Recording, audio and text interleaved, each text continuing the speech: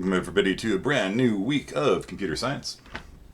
This week we're going to do a little detour into a topic that I think most students need a little more practice with, and that topic is debugging, getting bugs out of your code. So you might have checked from the earlier class, I've pushed out 3 homework assignments that will be due on Wednesday. So you have 2 days to do 3 programming assignments, except they're not really programming assignments. They are debugging assignments. These assignments have been programmed already. It is up to you to debug them. And each one of them has 2 bugs in it-ish.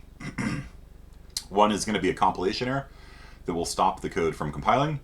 And the second thing is a logic error that will stop it from executing correctly. And so you, for the compilation error, you should be able to figure those out pretty quickly. You hit compile and hit make or G++ or whatever, and see what the error is and fix it. Those are usually pretty easy. The logic error will involve you having to read the README file and look at the sample output and fix it so that it matches.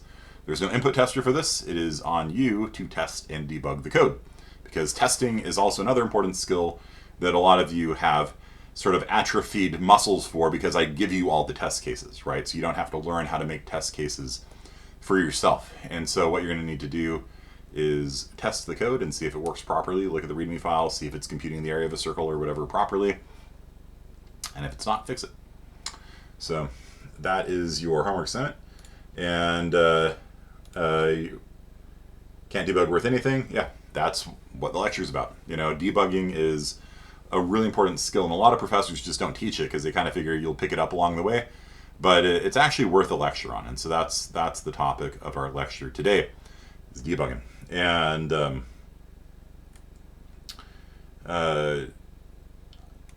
is there any benefit to a non-coffee drinker just starting? That's sort of a personal decision you're gonna have to make for yourself. I actually just really like the flavor of coffee, even when I don't want it, want to drink it to like stay awake or something. Just coffee and a little bit of cream in it, like, and that, you know, there's a couple flavors in life that I'm just like a huge fan of. That's one of them. Another is just like slices of fruit and cream. Just like, give me some slices of peaches, pour a little cream on top, and I will eat that as a dessert any day. Strawberries and cream, peaches and cream, yeah, you know, I don't eat ice cream. I mean, I do, but peaches and cream is pretty good. Okay, you have a macadamia nut coffee. Nice. Mountain Dew. Yeah, I try to avoid sugar. It's kind of as a general principle. I don't, you know, like I still get huge amounts of sugar from like everything, but you know, I try to not eat just like candy and, you know, things like that. If I'm going to eat a dessert, it's going to be a dessert. Mountain Dew has like 80 grams of sugar in it or something. So I used to drink Mountain Dew, but I'm good now. Okay. So you like the background? Yeah, it's one of my favorites. We got Mount Fuji there in the background, and yeah, dig it. Little fish in a fish bowl or something. Got a tea set. Yeah, it's cool. Your mom drank decaf Mountain Dew when she was pregnant with you, so it's in my blood. That's funny. Okay, so we are talking about debugging. Okay. So we're going to talk about the 3 most common error types that you're going to get in your computer science career that range from easy to hard. And then we're going to talk about ways of finding bugs in code today. And the earlier class didn't quite get to debugging with a debugger, but Baja Blast.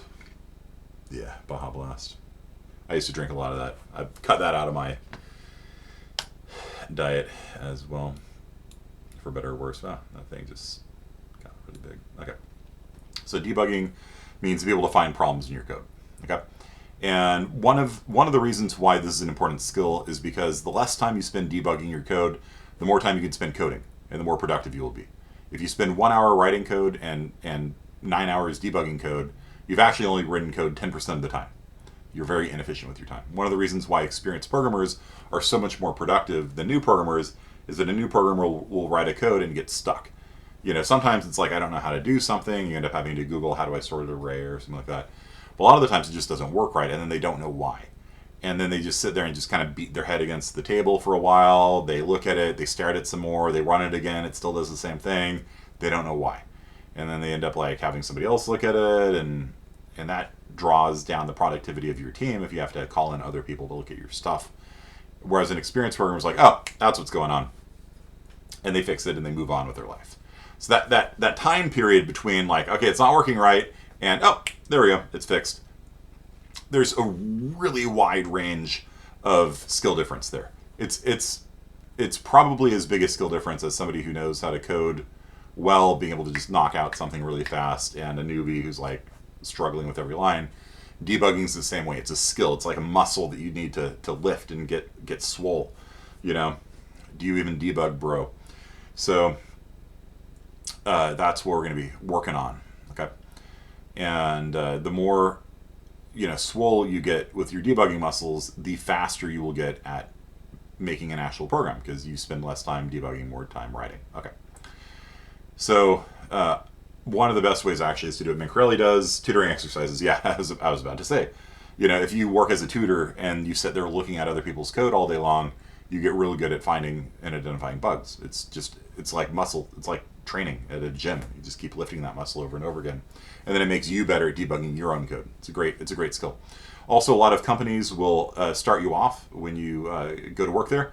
They'll start you off by handing you a stack of bugs and be like, fix them. And the reason why they do that is to familiarize you with the code base. So they've got a million lines of code. They're like, hey, there's this bug. We're getting a division by 0 error when X, Y, and Z happen. Find it and fix it. And then you've got to learn, okay, here's where this part of code is doing this. Here's where this part of code is doing that. And that's kind of why they do it. So you kind of understand where, like, situating yourself. Like, it's like when you go to a new city, you need to find out, like, okay, where is my hotel? Where is the plaza? Where are restaurants? And it's like that when you start working with a new code base. So that's why they do that. I posted that on a friend of mine's Facebook page. Like, it's pretty common for new programmers to be given, debugging and testing, kinds of grunt work. It's kind of an entry level thing. And this person like responded like, "That's my full-time job. Don't you dare insult me by saying it's entry level." Blah blah blah blah blah blah blah blah. And so I've made a note here that testing and debugging is a prestigious career in its own right, with a lot of advanced skills needed. So there you go. Please don't come after me anymore. Not just entry level, right? But seriously, there are people whose job it is just to do QA and debugging and testing. Like, there's a whole set of jobs that would fall under that category. And like, you're making it sound like testing is just something that the newbie. No, it is something that newbies do, but it's something that everybody needs to do. So let's put it that way. So QA oftentimes isn't a programming position. It's more like you just run the program and see if it crashes. But there are definitely programmers out there whose job it is to work through. You got your Jira, or I don't know, whatever. It has a list of all the problems, and you go through the code and you fix them. It's part of. Oh, you're a full-time debugger. Name every bug. Right. So, and then there's people who work on like the build systems and re-engineer compiling. How your compiler builds so that it minimizes running time. I think we talked about that last time, right? Like, you can redo your make files, and you can move things out of headers and into implementation files, and to try and cut down on the amount of time it takes to run. I bet you don't know all the line names. I'm sick and tired of citing all the things. How do I make debugging like this more efficient? Well, we'll talk about it. Okay, so there's 3 main categories of bugs. The first one is a compilation error. A compilation error is my code's not compiling, right? And this is the kind of it's the most common bug you encounter in like CSI 40 and sometimes in 41. And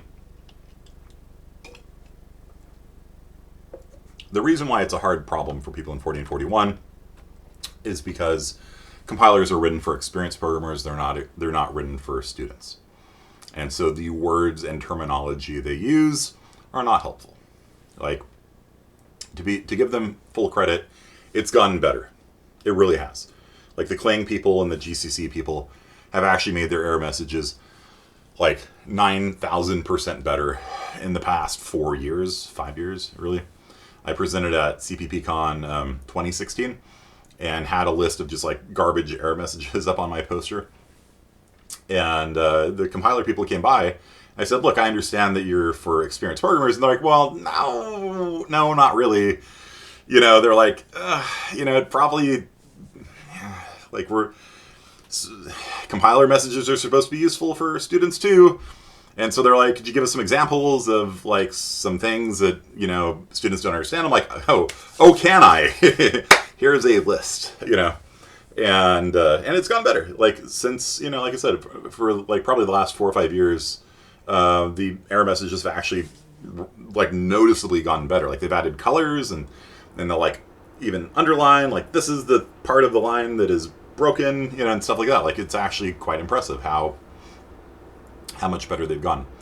One note, as far as the notes on the template substitution errors, I looked it up again last night. There is no compiler flag to disable notes, which is baffling and stupid, but I did find another compiler flag that, among other things, there is an option in the compiler in G++ to turn off notes, the template substitution errors, the 500 lines you get that are useless. You can't turn them off yourself, but there's another flag that, as part of what it does, it turns off the notes. And so I can tell you what that is in 1 second if you give me a shot. And push compile. And so it is this one right here, -F, compare debug second. And I actually had it in an older version of my compile shell script.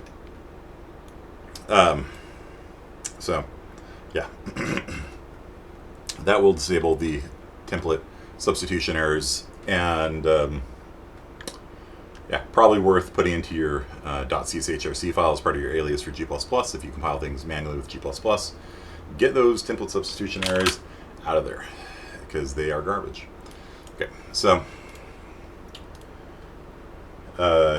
quick, tell me that template bug. Yeah, and if you ever want to see all the things the compiler tried to do but failed, you can always take that out. If you want to know that your submarine is not a move iterator, I know it's not. It's not supposed to be.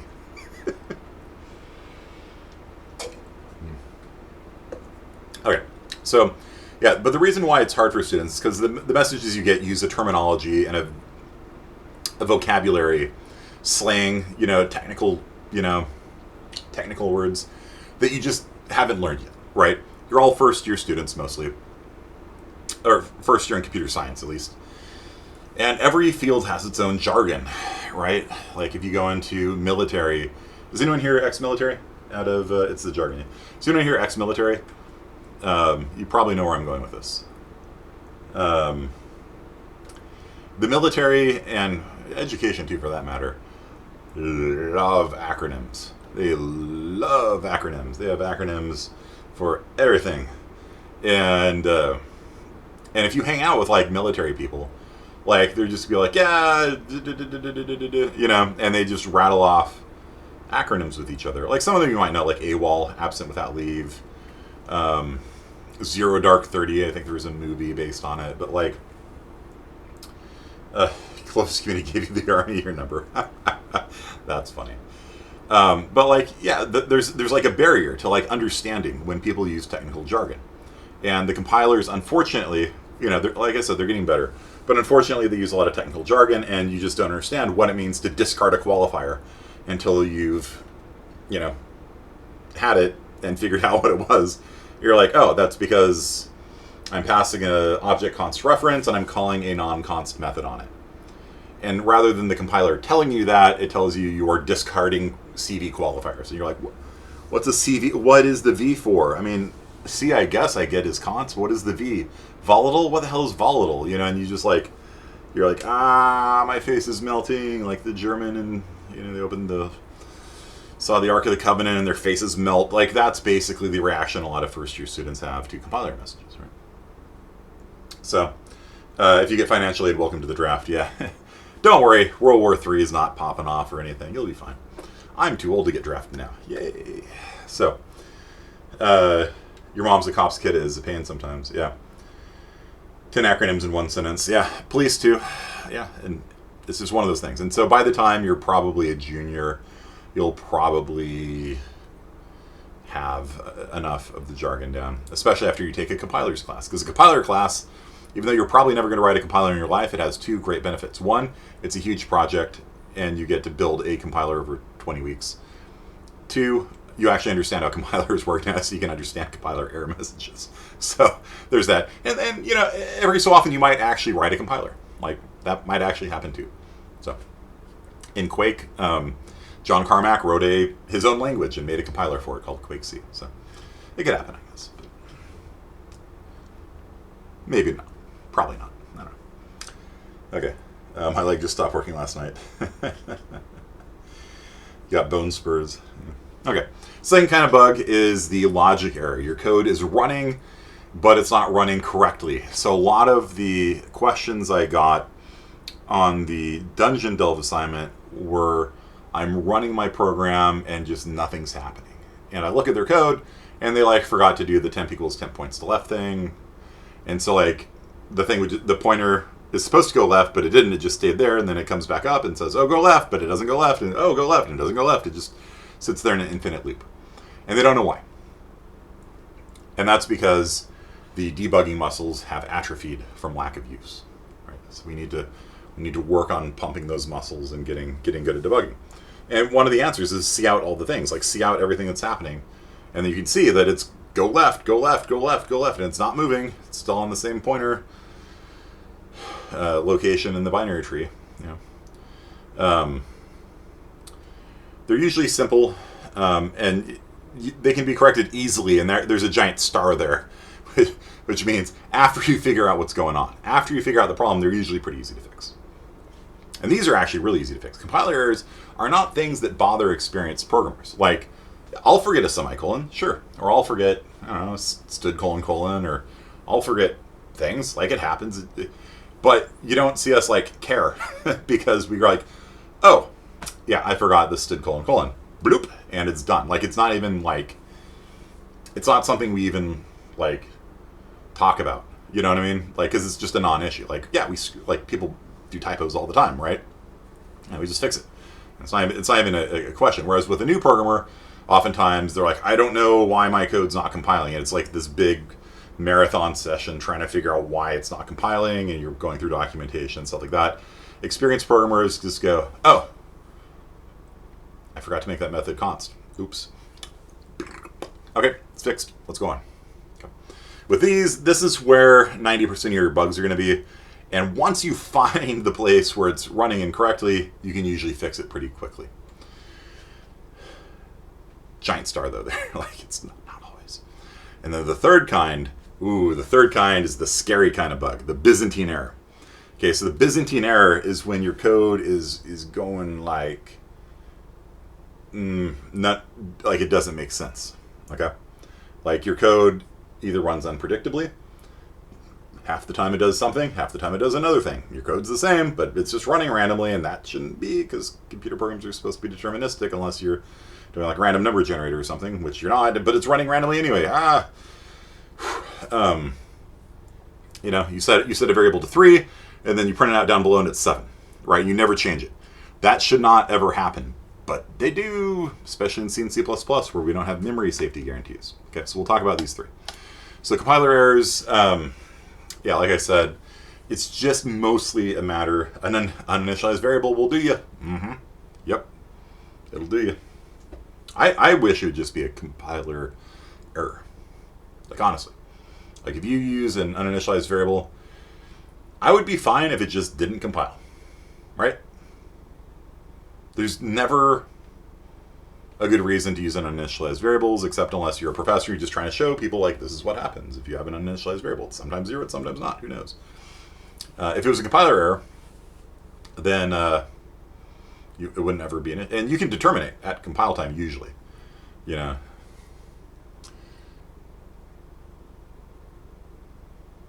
Yeah, maybe if you have a function call or something, I don't know. Then you wouldn't be able to determine it. But in most cases, you can determine if you're using an uninitialized variable. Okay. So usually, yeah, these things are like missing semicolons, you forget double colons, you know, put the arrows the wrong way on C in or C out. Missing a closed bracket. It's pretty typical stuff. Your error messages look like this. test4.cc :13:1. That means the file is test4.cc. The line number is 13. The character, 1. Okay? And so with those three things there, you can find the file, the line, and the character that the error is happening on. Except, a lot of times that's not where the error is. If you have the missing semicolon, a lot of times the missing semicolon is for the line above where the error is, right? Because you can't have a closed brace when it's expecting a semicolon. And so it'll throw an error on the closed brace saying, hey, I expected a semicolon by this point here. Oftentimes you have to go up a line and see what you're missing. Okay. So the line number oftentimes is wrong. Okay. These are the good errors. They tell you right what is wrong, sort of. Yeah. It'll give you the ballpark, so you oftentimes have to look around. If you're missing a curly brace, then a lot of times the error is going to actually be quite far down, right? And so one of the things that can help you is reformatting your code, and you can actually see, based on the formatting, oh look, main is indented over. Main should not be indented over. I've got a missing curly brace somewhere. And so GG equals capital G. Yeah, I mean, curly has already got me. GG equals capital G reformats your source code. There's also a reformat shell script, because everything's a shell script for me. So like if we have like a function here, and I forget a thing, right?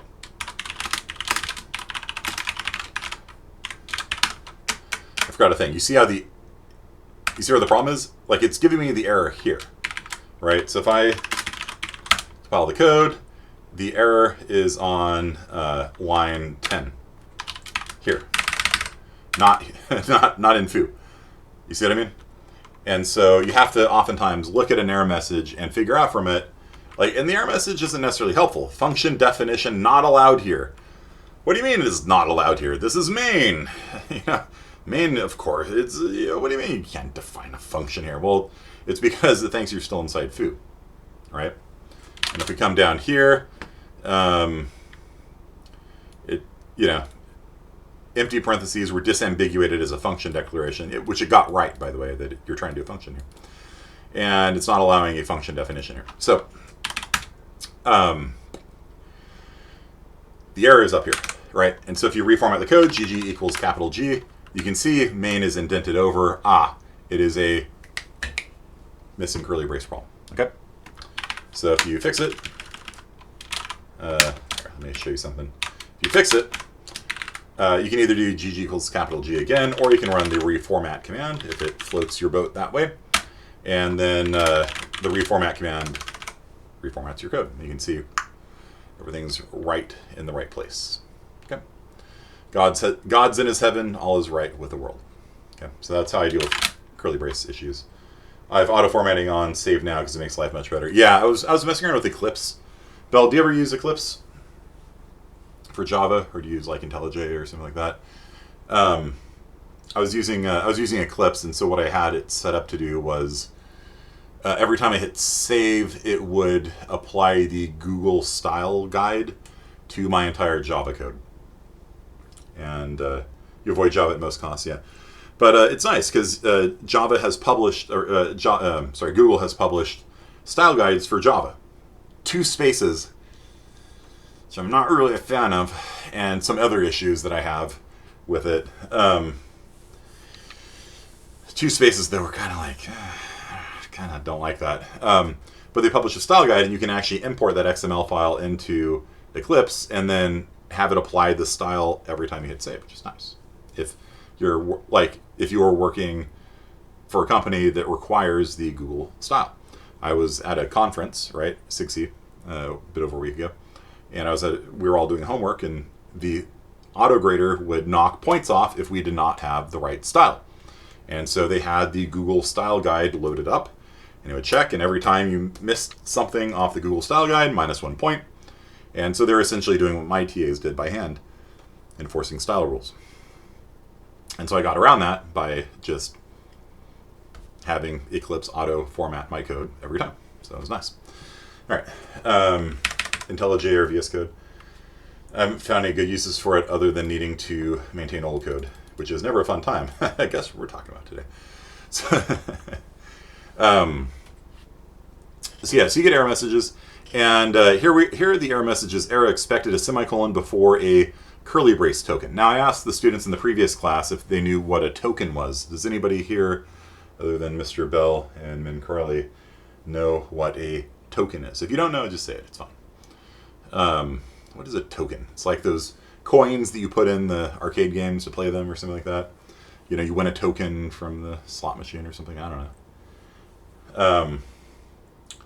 An API key. I've seen this message before. Nope, a digital key. So a token, and this is why I was saying, like, taking compilers is actually good for you, even if you never write a compiler yourself. It's one project, 20 weeks. Don't have a bug in week 1 because you're going to have a bug in week 9. It doesn't get better from there. So one of the nice things about taking compilers is that it helps you understand compilers. And so tokenization is one of the first steps in the compiler process, where it identifies certain symbols, like a close curly brace here, or semicolon, and says, oh, that is a close curly brace. That is a semicolon. That is a angle bracket. And it tokenizes your source code, and then the next step after that does things like say, okay, if you ever see an integer with a plus token and another integer, that is an arithmetic expression to do addition. And you have what's called a context-free grammar that will sort of match different patterns of tokens in your code. And so what it's just saying here is, like, you know, the curly brace token. So it's just jargon. It's just jargon. They could have easily said expected semicolon before close brace and just not said token at all. You know, they could have just not said the word token. It would have conveyed the same meaning, but it just confuses students. Discards qualifiers. Just tell me, tell me what the problem is. The problem is you're calling a non-const method on a const object. That's the problem. But instead they use discard CV qualifiers. You know, just issues that I have. So,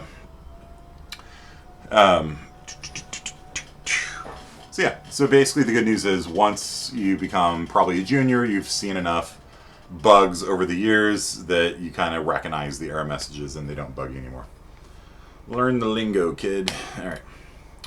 So if you get compiler errors that are copious in quantity, like we showed last time, this is your saving grace. Make sure you write this down, get it tattooed on your arm. If you get more than one page of error messages, if you pipe the output of make with the ampersand, that catches the standard error. Pipe it through less, it shows you one page of text at a time. It's the top one that you care about. And if you want to see what compiler flags I use so that you can put them into your own make files, you can type this, vim backtick which compile and backticks. Remember, backticks run the program. Which compile is a program that just tells you where it is, right? So I'm vimming that file, so it finds the file for me. And you can see I've got all sorts of different sets of flags that I've used over the years, and I play with them and I change compilers all the time. Students don't need to know about any of that. They just type compile, right? And so this is my current set of compiler flags that I use with students. Post that into the chat channel there, and you can use those in your, I'll pin it even, seems kind of important. You can put those into your own make files. And those are sort of my recommended settings. Turn on all warnings, extra warnings, fatal errors. It basically stops compilation once you get an error. Instead of continuing on, it just terminates. So you get one error message instead of 50. Sometimes that's good, sometimes that's bad. It's usually good because I like to focus on one problem at a time. Because usually the first problem, you forgot to declare a variable. That's going to cause all the problems down below. I don't need to see 50 of them. I need to see one, and then I fix it. Then I move on to the next problem. This is the thing, like I said, that is a backdoor way of turning off template substitution errors. It's utter garbage that G++ doesn't just have a compiler flag to turn off notes, because notes nobody cares about ever, literally. Like, I know there's nerds out there that care about them, but I don't care. Like, I have never once seen a note from a template substitution error that was in any way beneficial to me, ever. In 27 years, I've never seen a useful one. Okay. So, There are other notes that maybe could be useful, but as far as template substitution errors go, nope, absolutely not. Just tell me why, it doesn't like it. Oh, I don't have an operator less than defined. Thank you. That's all I needed to know. I'll write one now. Thank you very much.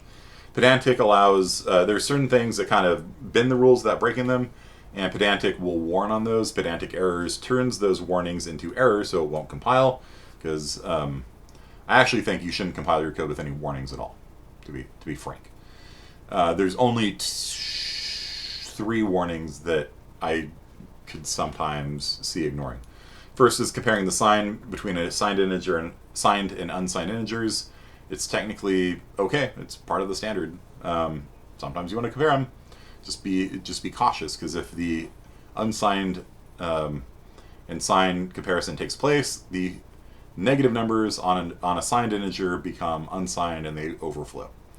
So sometimes you're intending to do that. A lot of times you're not. I turn off the warning on that because I usually know what I'm doing in that regard. No unused variables and no unused parameters. I turn those warnings off because when I'm doing development, a lot of times I will have variables and parameters. I just haven't gotten around to writing it. So just shush. Shush. I will get to them. And then later on when I do a real build, I turn all warnings on when I do a real build and double check. C++ 20, debugging enabled, safe standard library enabled, undefined behavior sanitizer on, address sanitizer on. Take these with you. I was talking to a professor from University of Colorado at Boulder. She teaches C++ also in her intro class with like hundreds and hundreds of people, 800 people, 900 people, I don't know. And so I sent her these flags because it makes teaching C++ a lot easier. So. And one of these days I'll get around to resubmitting my paper because based on the feedback of people I got at the conference, they actually want to see how to make C++ easier for students. So, okay. So let's get on to this. Logic errors. So logic errors are the most common category of bug. You're going to deal with them your whole life. You think your code does X and it does Y instead. Here we've got code. We set X equal to 7. We see if X is equal to 1. If it is, we print out hello world. If not, we print out goodbye world. What is this going to print? Is this going to print hello or goodbye? Answers now in chat.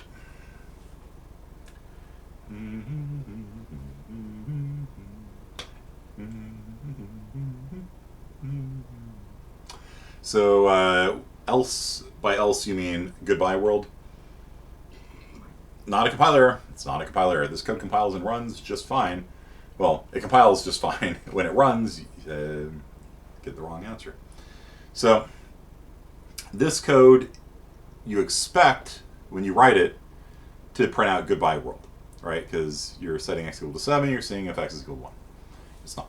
So you're expecting it to print out goodbye world. However, unfortunately, single equals can be put into an if statement. And there are times when, it's actually, there's like some cool, you're trying to show people how smart you are and you're like trying to make your code as dense as possible. I've done that before. If I want to have a really small, loop or something like that, it's going to impress people. I'll put an assignment into an if statement. And what it returns when you say X equals 1, that will return the value of 1. And the value of 1 is true. And so this is like saying if true, okay? And so it's always true. So it'll always print hello world no matter what X is. And modern compilers will warn on this, which is good. They didn't used to, because it's valid C++. It's valid C as well. And so they will warn and then pay attention to the warnings. A lot of new programmers ignore warnings. Well, it's not a compiler error. Should be. Don't compile your code with warnings. Ever. Well, I take that back. If you're working with other people's code, it's quite common for people to release code that have thousands of warnings in them. And then you compile, you compile their code and it's like warning, warning, warning. You're like, oh Lord. Oh no. Oh dear. You try turning address sanitizer on, it crashes immediately. You're like, oh, I'm in danger. memory leaks, double free. Like, yeah, when you're handed other people's code and they have not been practicing safe development practices, I'm in danger. Yeah, that's exactly right. So, yeah, x equals 5, it'll still print hello world. Because remember, every value is true except for 0. So if it was x equals 0, it would print goodbye world every time. So the problem is 1 equals is assignment, 2 is comparison, and the real problem is in our brains, we read both of them the same way. If x equals 1, or if x equals 1 with 2 equal signs, right? And that's why I've trained myself to say if x double equals 1. I say it out loud and I think it so that it sounds weird to me if I say if x equals 1. I go, wait, if x double equals 1. Wait, and then I've sort of mentally trained myself to recognize it because this is a very common bug. And also when you're writing code, if you mentally say if x equals 1, you type a single equals, right? Not 2 equals. So very, very common stuff. So how do you debug logic bugs? Well, the fast way, the quick and dirty way is to put a cout statement in. There's, I'm sure, professional computer science people who are poo-pooing the notion of debugging using cout or logging statements is what they're called in professional environments. But at the same time, a lot of professionals do logging. It's pretty common and accepted as a fast and quick and dirty way of being like, that's wrong, and you find it and you fix it and you take the logging statements out. So that helps up to a certain point. Like the cout statements help you identify the place where the problem is occurring. Okay, so we're supposed to be going left and we're not going left. And you stare at the code, right? You stare at the code. It's not going left. What's missing here? Oh, I forgot temp equals 10 points left. Right? And there has to be at some point that moment of like, aha, I found it. And if you don't, then it's sad time. And then you have to like call people in. Can you look at my code and tell me what's not going left? But cout statements help you kind of bracket the problem and find where the place is, or you can use a debugger if you really want to take your time and go through it. Couts usually are all I need to find a problem. Like it's quite unusual for me to actually need a debugger to find a problem. I can usually just find them like with a cout statement and a recompile and a run. Like, okay, there it is. Okay. GDB if you want to use a debugger. Yeah. Okay. And another trick you can do is to split your conditionals. Okay, so let me show you a bug that I get a lot in CSI 40. Okay, read, type in a number. Okay, so if x is less than 5, x is greater than 10, cout x is between 5 and 10. Else, cout x is not between 5 and 10.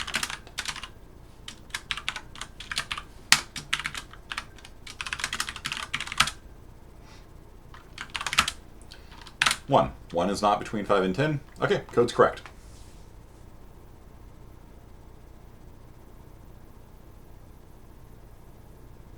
All right, fine. We'll try it. 11. Okay, there we go. Code's correct, right?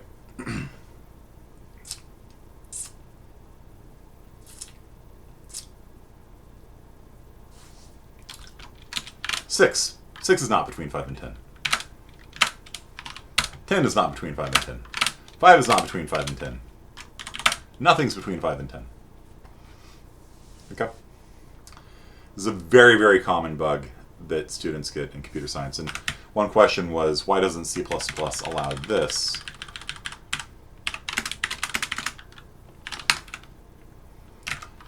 And the sad answer is, it does. 1 is between 5 and 10. 10 is between 5 and 10. 5 is between 5 and 10. 10,000 is between... This compiles, it doesn't do what you think it's going to do. Because what's happening here is it's going to do order of operations. It's going to compare 5 to x, return true or false, 0 or 1. 0 and 1 is always going to be less than 10. So that does not do what you think it's going to do. So be careful of that. So what's the problem here? Your smug smile implies otherwise, yeah. Very common problem in computer science. And so, like, you're staring at it, you're like, all right, I don't know. So, we've got cout statements everywhere. Like, every line has a cout statement on it, and you're still not getting it. So let's split the thing. So here's the rule. So if x and y is equivalent to if x, if y, right? So if x is true, then it does the if statement for y. Okay. So you can convert, you can split if statements.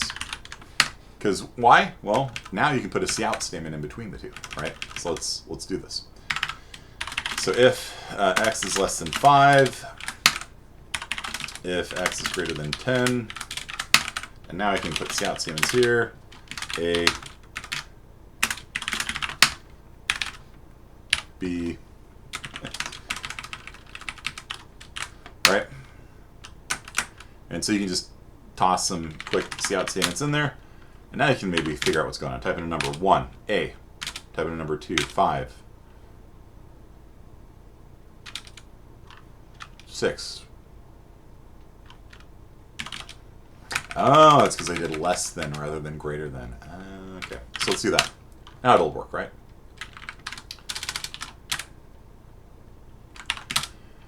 One.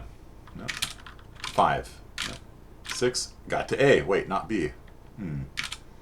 8. 10.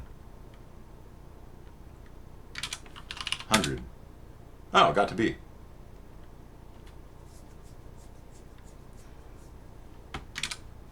11? 9? So it's only doing B if it's... Oh, this should be less than 10. Okay. See what I'm getting at? So when you split if statements like that, that allows you to find the source of your bad logic. Okay. And if you want to split an OR statement, if x or y is equivalent to if x followed by if y. Okay. So let's do another one. Yep. If x is greater than 5 or x is less than 10, cout x is between 5 and 10. Else cout x is not between 5 and 10. Run the code. Type in number 10. X is between 5 and 10. Type in 6. X is between 5 and 10. Obviously it's working. 5. 1. 100,000. Negative 10,000. Yeah, so it's always printing it's between 5 and 10. Okay? So post into chat now, post on Discord how you would split this if statement so that you can track down what's going on here while I talk. I know some of you can figure out what the bug is by just having experience, but remember, CSI 40 students oftentimes don't have the mental, logical circuits built yet to figure out this problem, and so they just stare at it. They're like, it looks fine to me. It's if x is greater than 5 or x is less than 10. It seems correct to me, and they just stare at it. And when you're down to the point of just staring at it, you're not really making progress, or they'll start just randomly changing things, hoping that'll work, which is bad. So post onto Discord now how you would split this following the rules here into 2 different if statements so that you could debug it while I talk. So the biggest if statement I've ever had to deal with in my life had about 40 different clauses in the if statement. It was in a video game. I didn't write it myself. I wouldn't write if statements that way. But basically, the if statement was about that big. And it had ands and ors and nots and negations and every weapon known to man in it. And it was buggy some of the time. And it was so big you can't do a truth table, right? Because 2 to the 40th power is a really large number. You can't do a truth table for it. And so in CSI 26, you learn about something called DeMorgans Law. DeMorgans Law allows, if you have if x and y knotted like that, that is the same thing as if not x or not y. So in CSI 26, you'll learn laws of logic that allow you to simplify if statements and apply DeMorgans Law and reduce redundant terms and things like that. So I did that a little bit to this massive if statement. But at the end of the day, what I ended up doing was just splitting it. So I split it into like 40 if statements or so, and print out statements all over the place, and figured out that one right there needs to be a not, yeah, that's it, boom. And then I could have assembled it. I could have reassembled Voltron and put together this giant if statement again, but I went, nope. I never want to debug this thing again. So I just left it as split if statements because that thing was so gnarly. Like, I was just staring at it like, okay, this is true, and that's not true, and they're anded, and then they're nodded, and then is that true? You know, and I'd have to look it up, and oh man, I got a headache, and yeah. Okay. Yeah, it's a philosophy. Mm-hmm. Yeah. So, yeah, so this code should be split like this. If x is, actually do it like that. If x is greater than 5, or x is less than 10, you know, exists. X is, like that. Give us some better debugging messages, right? So x is less than 10, 100, x is greater than 5, 6. Yep. And so you can sit there and figure out what's going on, right? So the problem is with an or statement in there, every number is either greater than 5 or less than 10, right? That's literally every number. And so by doing splits like this, you can actually track down and fix it. So if x is greater than or equal to 5 and x is less than or equal to 10, see out, whatever. Okay. Now, let's go back to the PowerPoint. Here is an example. How much time do we have left? We have like 10 minutes left. So this line down here is actually kind of how I got my job as a professor. I taught mostly non-computer science people how to use the ++ operator over 10 or 15 minutes. And that bottom line of code, all of this code here, by the way, compiles, right? Well, I guess technically the smart quotes won't compile, but assume they're vertical quotes. So what we got here is some code. X is 0, y is 2. Set x equal to 2 times x plus 2 times y. In the previous section, we sat there and ran through it. 2 times x plus times 2 plus y equals x plus y.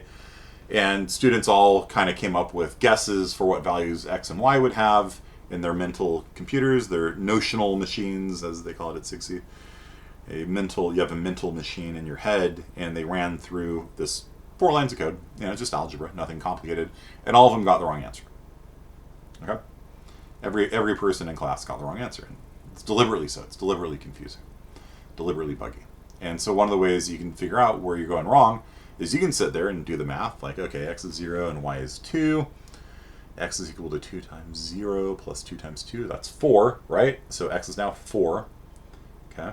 And y is still 2. Okay. Now for this one, 2 times 4 is 2.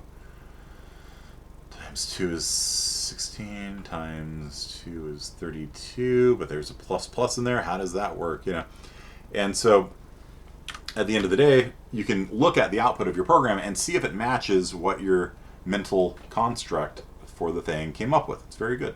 And if it doesn't match up, well, your head's probably wrong. It's probably not a problem with the compiler, right? So plus y. Yeah, I love it. Okay, but if you want to ask me questions, we can go into that later. I want to get into Byzantine errors. So Byzantine errors, like I told Mancarelli in the previous class, I had a bug caused by a comment. I'd put the comment in, segfault. I'd take the comment out, wouldn't segfault. And you think that, you know, comments can't do anything, right? And in fact, they didn't. Long story short, after copious amounts of debugging, it turned out because I had an uninitialized pointer, right? Most of the time, the pointer was initialized to 0. For whatever reason, when I put a comment in, the pointer was not initialized to 0, and it would segfault. And had nothing to do with the comment, had everything to do with MS-DOS and not clearing memory and all, but the bug was mine. Like, the bug was simply because I had an uninitialized pointer and I was using it. And I just cut out 40 hours of debugging of my life because that was a non-trivial problem to find. Use address sanitizer. It's good for you. Okay, so that would be frustrating. It was incredibly frustrating because I checked in my code and then I put comments in, I documented, I checked it in again, saved, compiled just to check to see if it still worked, and it didn't. And I went, what? And I looked at my changes in the repository. All I had done is put in comments. Reverted, it worked, went back to putting the comments in, crashed. I was like, what? What? Yeah, long, frustrating story, but I figured it out eventually. It was just an uninitialized variable. So here we have two strings, C-style strings. And C-style strings are arrays of characters with a null terminator at the end. Right here, after the \n character, there is a null terminator, meaning that it is the end of the string. And we are calling the strcat function. The strcat function is the equivalent of a string plus a string, right? And so what you would think would happen was that this would concatenate goodbye and hello together. So hello would become hello world, goodbye world. And then when we see it out, it should print out hello world, goodbye world, and then goodbye world. What we get is this. So we get a bunch of garbage printed to the screen and a seg fault. And the reason why that's happening is because this is a buffer overflow.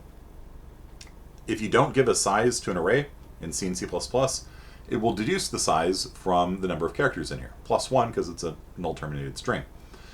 When we did the strcat, it copied all of these characters after and out of the buffer, out of the array. And so it's just randomly writing over RAM.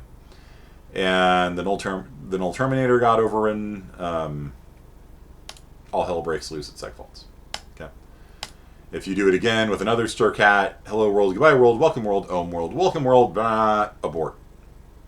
Right? And this is what happens when you don't use address sanitizer. Address sanitizer would immediately go like, nope, nope, nope, nope, nope, nope, nope, nope, nope, nope, right there, no, bad, out of bounds, no, bad, that line right there, that's the problem, stop. So get in the habit of always developing your code with address sanitizer turned on, at least when you're debugging your code. Also, don't use C-style strings. They're garbage. It's literally the worst part of the C language and the C++ language as well is the C-style strings because they are absolutely horrendous to work with. If you look at like the cracking the interviewing code, which we talked about last time, they just use like size 80 or size 90 strings and just hope that the names won't be longer than that. Nope. If you do that in professional code, people will type in a name longer than 90 and will seg fault your code. In fact, a friend of mine that I played Stellaris with, his username in Stellaris was the entire script of the B movie. So Stellaris has no maximum username size. And so every time he says hi, it prints the entire B movie to the screen.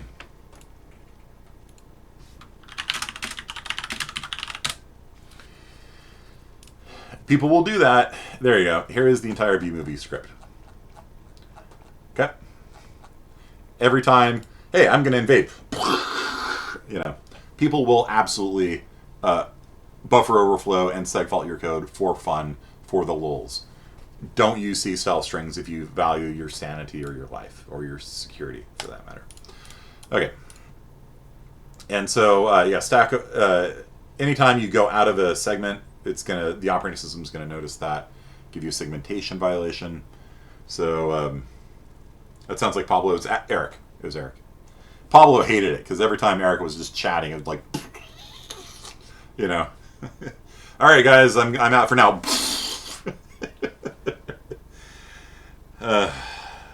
Wait, that's a good idea. That's funny.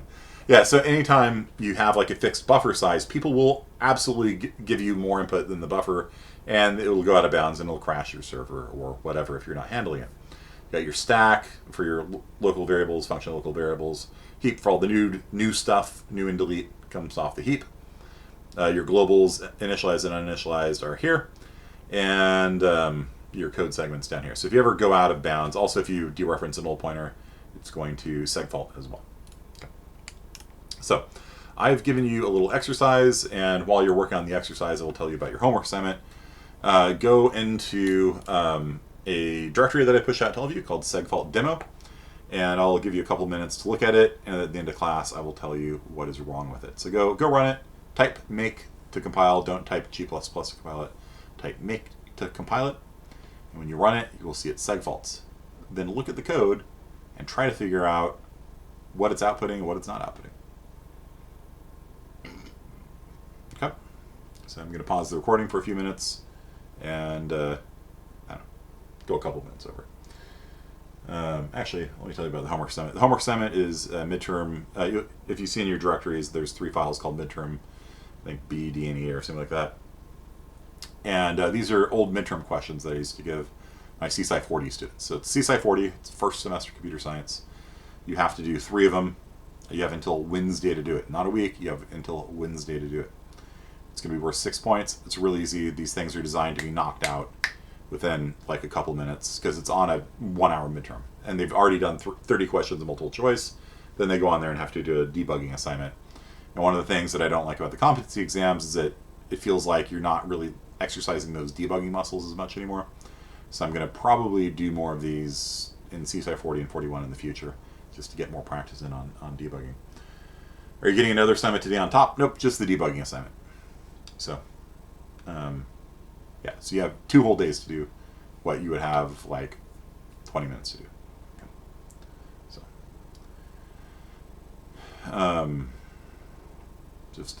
just knock those out real fast. It's just easy points. Get good at debugging, finding bugs. Min Curley was kind of laughing like a maniac when he saw some of the bugs that I was putting in. RTX is looming like a gray cloud on a sunny day. Yeah. Yeah, thanks for reminding me. I should work on that, Romero. Thank you. I wasn't going to do it, but thanks for the reminder. Respect. Okay. Can you add asant to the make file? Yeah, if you want. But just run it first. Run it. See if you can figure out what the hell's going on. Okay. So,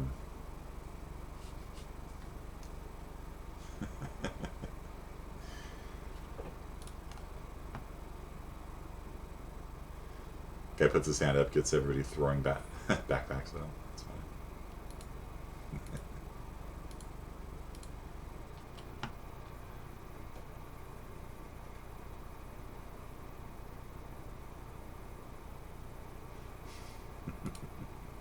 Don't worry, RTX on was coming anyway.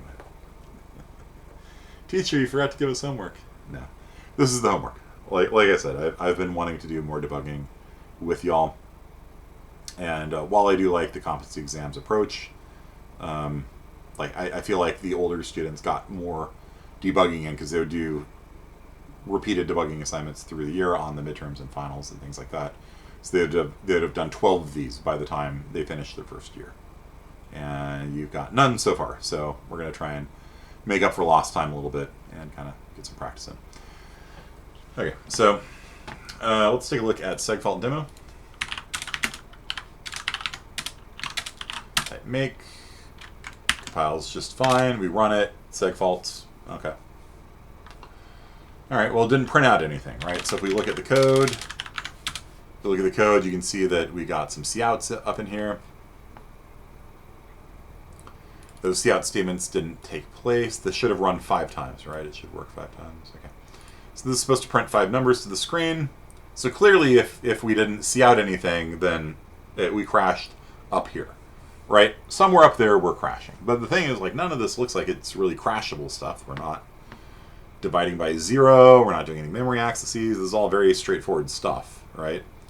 So a good question is, like, oh, did it print anything to outfile.txt? I don't know, let's find out. So run the code.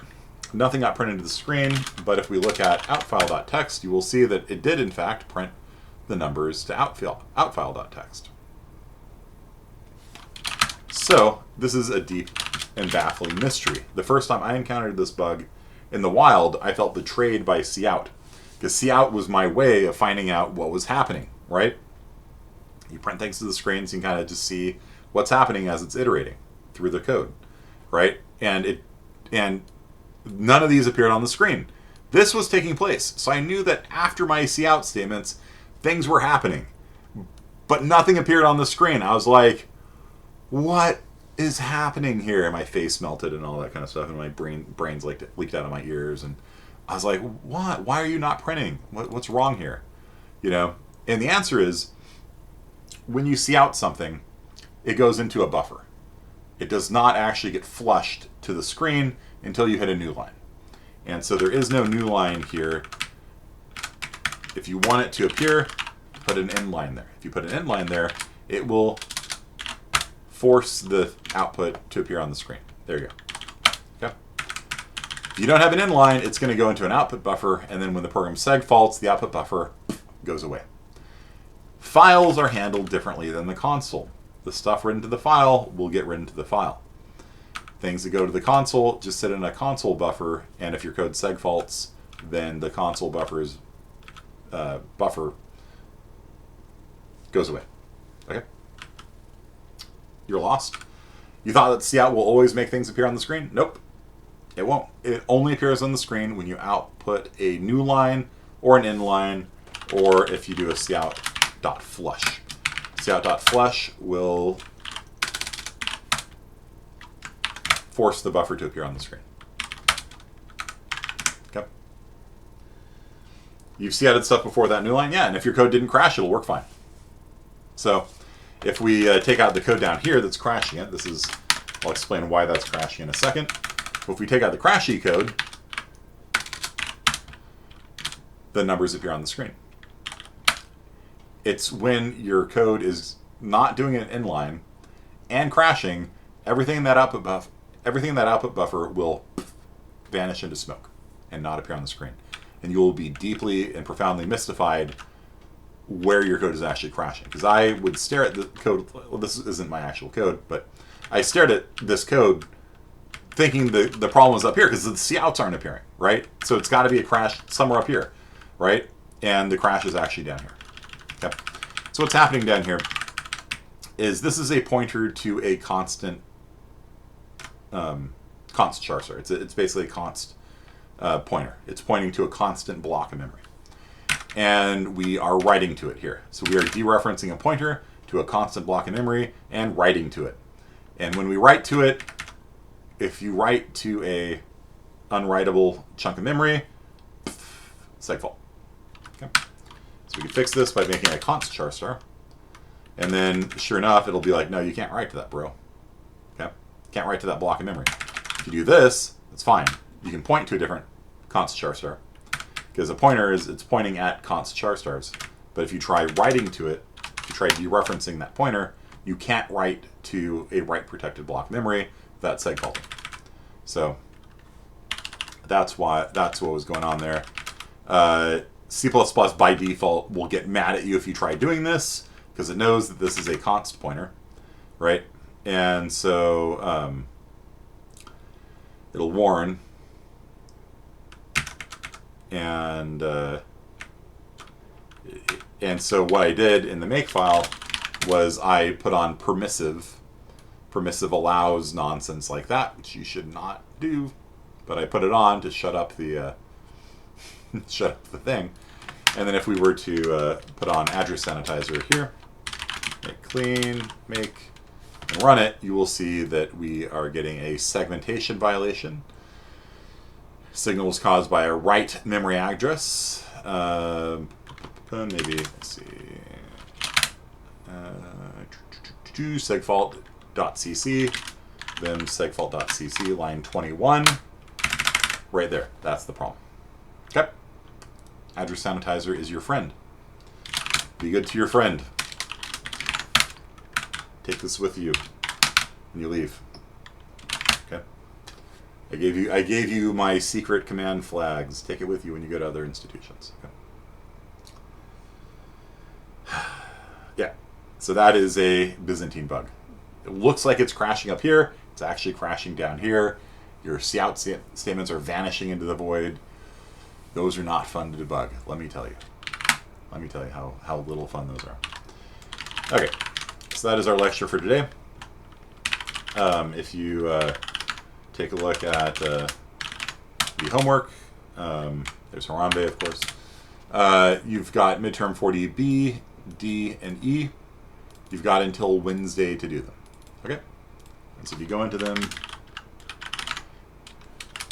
these are first semester computer science assignments. They shouldn't be hard. If you try compiling them, all of them are going to have a compiler bug. All of them will have a logic bug. The logic bug can be determined from the README file.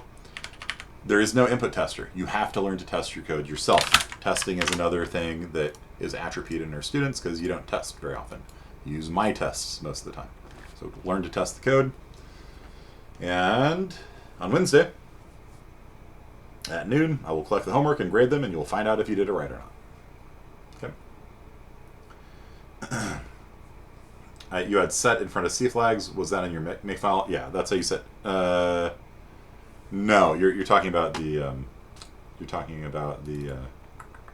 compile script.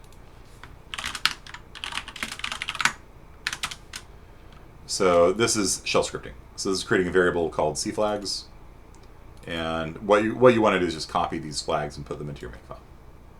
In a make file, it's going to look like. I'll just show you my sample make. This is how you make variables in makefile syntax. So you just put the flags up in here. Okay. It's going to be 6 points. Yeah, it's just easy, simple points. On Wednesday, you'll get another set of them. And just, like I said, my students traditionally have had 12 debugging assignments by the time they finish the first year. You've had none. And so just based on how I've been watching like the debugging going on the programming assignments, I feel like this is a skill that I kind of want to work on for this week. Because I always kind of pay attention to like the kinds of questions I get, what mistakes students are making, and I tailor my lectures every semester to your individual needs. So that's why we're doing that. Also because I was too lazy to do RTX on part 2. That too. Screenshots through Canvas. There's no screenshots. This is just an auto-graded assignment. So for the debugging, you just do it in your directories, and then on Wednesday at noon, I collect them, and you find out if you got it right or not. Okay. It is going to be auto-graded, yeah. Okay. All right, that's it for today. See you guys on Wednesday. Have fun. Is Dungeon Delve graded yet? Most of them are. Most of them are. Your last name starts with R, so probably not. I've been going alphabetically through the list. Most of them are though. Okay. See you. Elder Ring. Stromna. Feel free to abandon RTX. Yeah, I hit level 105 in Elden Ring. Maybe that had something to do with the two. I don't know. All right. See y'all.